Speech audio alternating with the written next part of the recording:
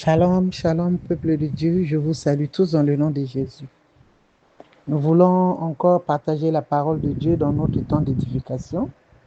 Je suis Maman Lucie Lemba. Nous voulons prier pour notre temps d'édification afin que le Seigneur nous parle. Tendre Père, nous te bénissons. Tendre Père, nous te disons merci. Merci pour ton amour. Merci, éternel au Dieu, pour ce temps que tu nous donnes pour écouter ta parole.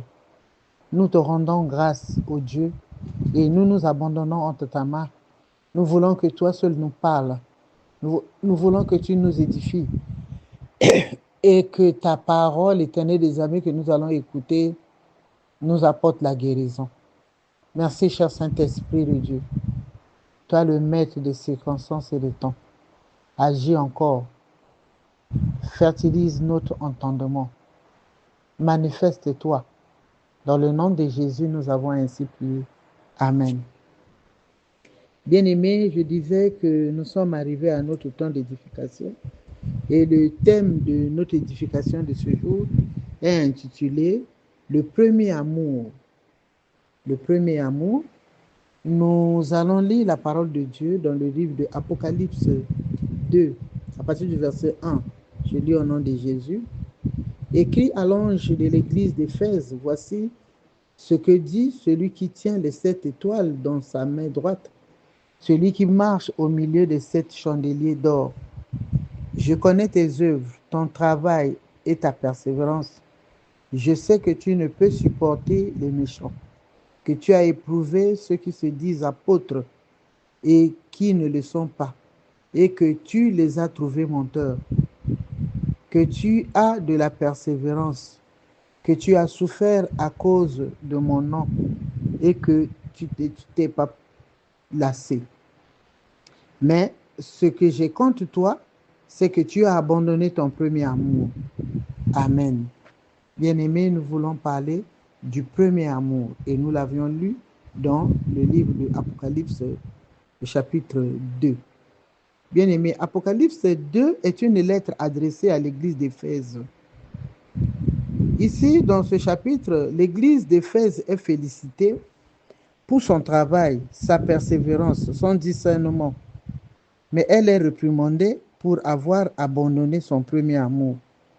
Cela est spécifié dans le verset 1.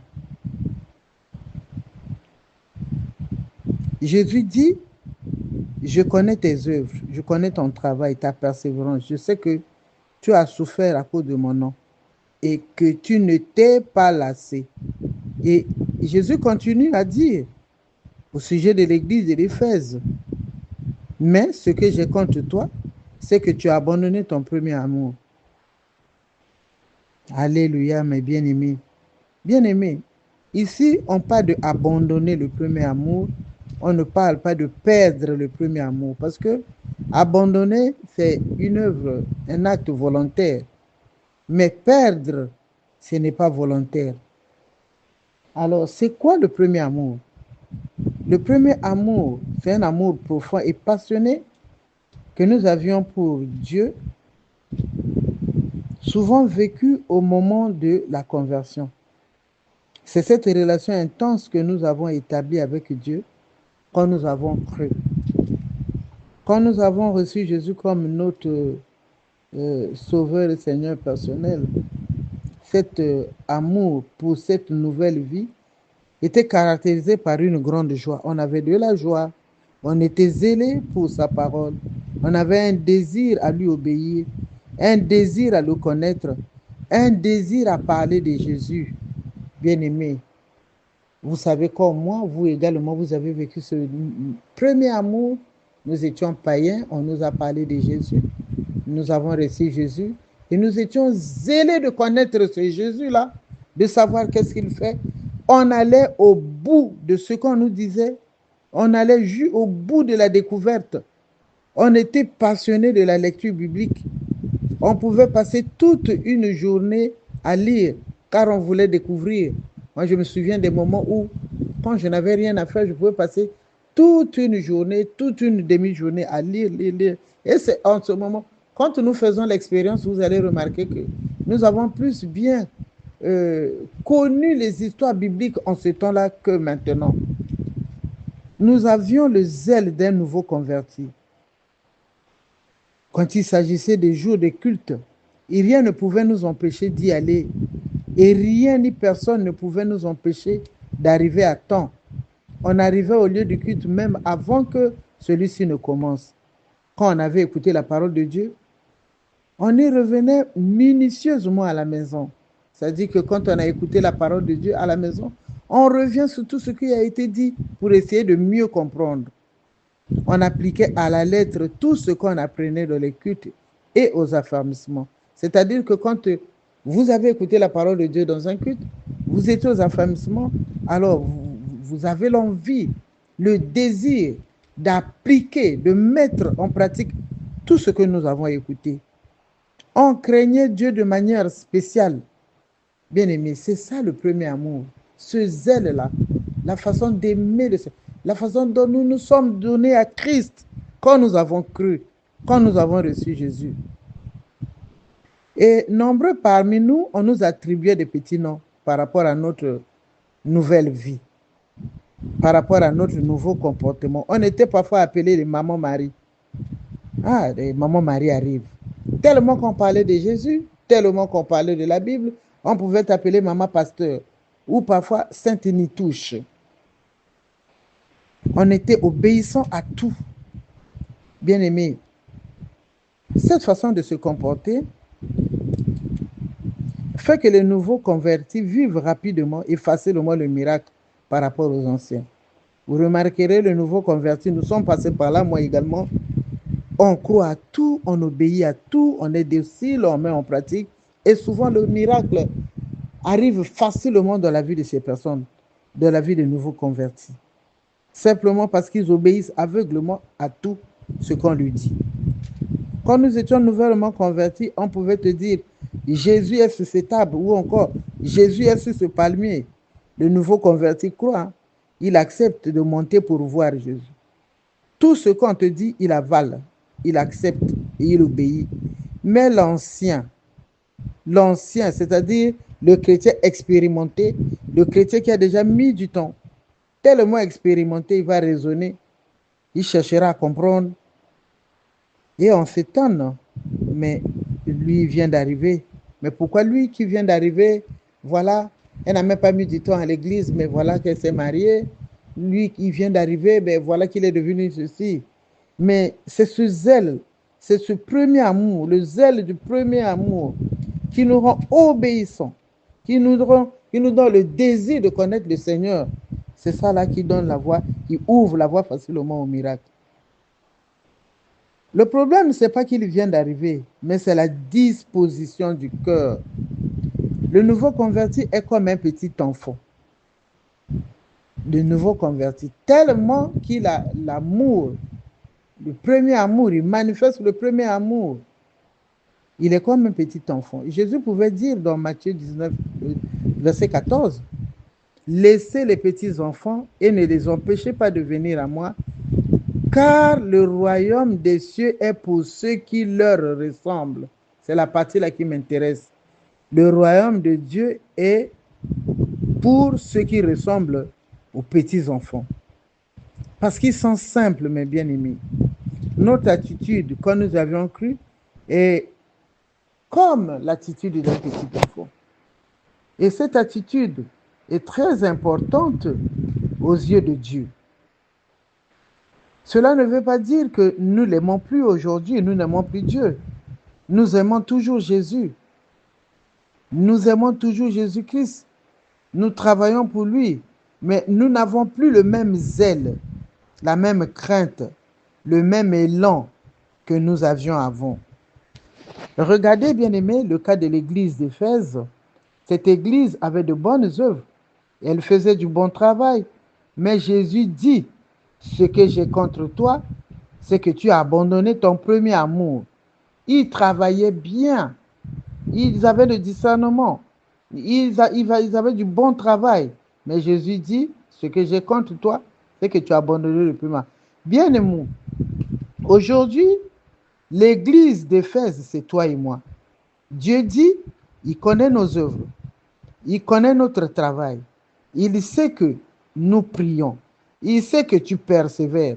Il sait que tu modères. Il sait que tu chantes. C'est très bien. Mais ce qu'il a contre toi et moi, c'est que nous avons abandonné notre premier amour. Le zèle que nous avions, la crainte que nous avions, la soif de connaître le Seigneur que nous avions, la soif de connaître la parole de Dieu que nous avions, cet amour intense pour Dieu que nous avions, ce n'est plus pareil aujourd'hui. Jésus veut que nous puissions cultiver, maintenir ce premier amour tout au long de la vie chrétienne. Notre amour pour lui ne doit diminuer d'intensité, il doit être constant.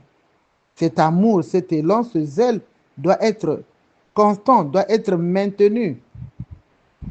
Voilà pourquoi il disait aux chrétiens d'Éphèse, à l'église d'Éphèse, que ce qu'il a contre cette église, c'est que cette église n'a plus le zèle d'avant, n'a plus l'amour d'avant. Cet amour, nous avons dit qu'il ne peut pas diminuer. Cependant, il est possible de s'éloigner de ce premier amour avec le temps. D'où l'importance de se souvenir de ses origines. Tel que moi, je dis que au début, la façon dont j'ai manifesté l'amour vis-à-vis de Dieu, ce n'est plus pareil aujourd'hui. Ce n'est plus la même chose. Il est possible de renouveler cet engagement, ne pas se laisser gagner par la tiédeur spirituelle, mais de rechercher constamment à renouveler son amour pour Dieu. Bien-aimés, quand nous abandonnons le premier amour, la tolérance du péché s'installe. Le manque de soif pour la parole de Dieu s'installe. La perte du zèle pour le service s'installe également. Alléluia. Nous voulons renouveler notre premier amour. L'important de se souvenir de ses origines est renouveler son premier amour. Cela nous permet de répondre à la question: pourquoi renouveler son premier amour? Est-il important de renouveler son premier amour? Oui, parce que cela nous donne la possibilité de répondre à la recommandation inscrite dans Deutéronome 6, le verset 5.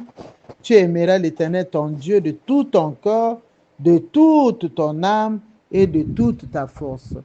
C'est très important de renouveler son amour, son premier amour, afin que nous puissions être en accord avec ce passage. Tu aimeras l'Éternel ton Dieu de tout ton corps, de toute ton âme et de toute ta force. En réalité, le Seigneur devrait avoir la priorité dans tout ce que nous faisons.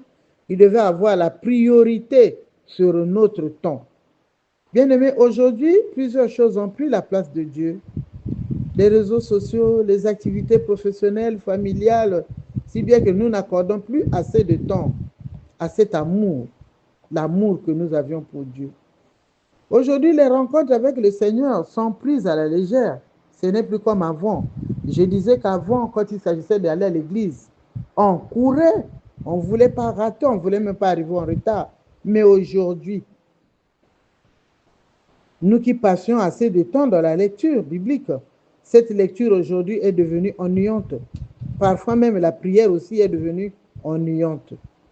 Les rencontres avec le Seigneur sont prises à la légère aujourd'hui. Ce n'est plus la même chose. Nous sélectionnons nos réunions de prière alors qu'au début, on avait envie de ne manquer à aucune réunion, aucune prédication. Le zèle pour le service également a disparu. Jésus dit que ce qu'il a contre nous, c'est cet abandon de ce premier amour, même si tes œuvres sont abondantes. Mais le premier amour a disparu. Il sait que tu travailles beaucoup, tu supportes beaucoup de choses à cause de lui, mais est-ce que tu l'aimes encore comme avant? Est-ce que tu le crains encore comme avant? Est-ce que la crainte pour lui que tu as aujourd'hui là, c'est comme avant? Est-ce que le zèle que tu as pour les choses de Dieu aujourd'hui, c'est toujours comme avant? Il est donc important de renouveler le premier amour. il est important, bien aimé, de renouveler le premier amour afin que Jésus ne soit pas contre nous à cause de cela. Pour renouveler le premier amour, mes bien-aimés, cela est impossible en passant par la repentance sincère devant le Seigneur, en demandant l'aide du Saint-Esprit pour lire, étudier et méditer la parole de Dieu, en recherchant la présence de Dieu dans la prière et le service. Accorder la première place à Jésus dans notre temps, cela est difficile, mais pas impossible. La Bible dit, le Saint-Esprit de Dieu est notre aide. Alléluia, mes bien-aimés. Voici ce que nous devons faire pour renouveler notre premier amour avec Jésus.